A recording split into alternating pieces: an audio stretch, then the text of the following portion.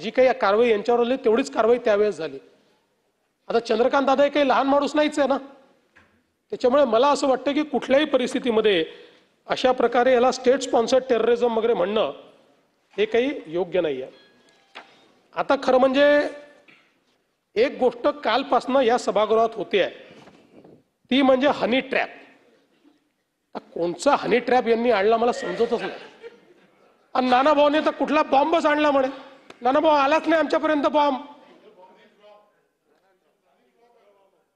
बरं आमच्याकडे बरं तुमच्याकडे असला बॉम्ब तर आमच्याकडे दिला तर पाहिजे ना.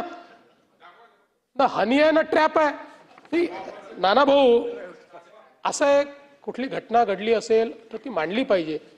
पण माहोल असा क्रिएट होतोय आजी माजी मंत्री आता सगळे एकमेकाकडे पाहून राहिले.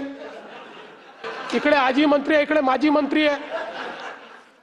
हे आजी मंत्री आहे का माजी मंत्री आहे? कोण फसलाय हनी ट्रॅप मध्ये?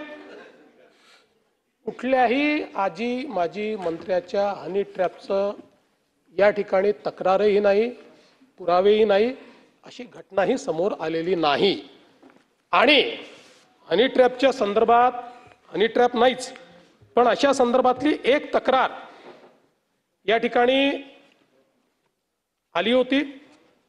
नाशिकच्या संदर्भात एका महिलेने तक्रार केली आणि त्यानंतर त्यांनी ती तक्रार परतही घेतली. एका उपजिल्हाधिकाऱ्याच्या संदर्भात अशा प्रकारची तक्रार होती.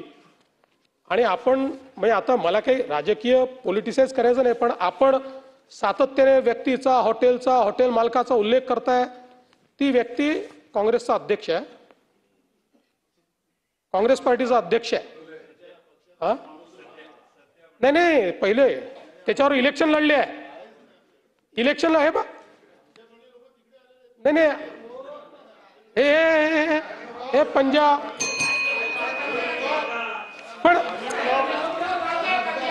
पण नानाभाऊ मी जाऊ द्या.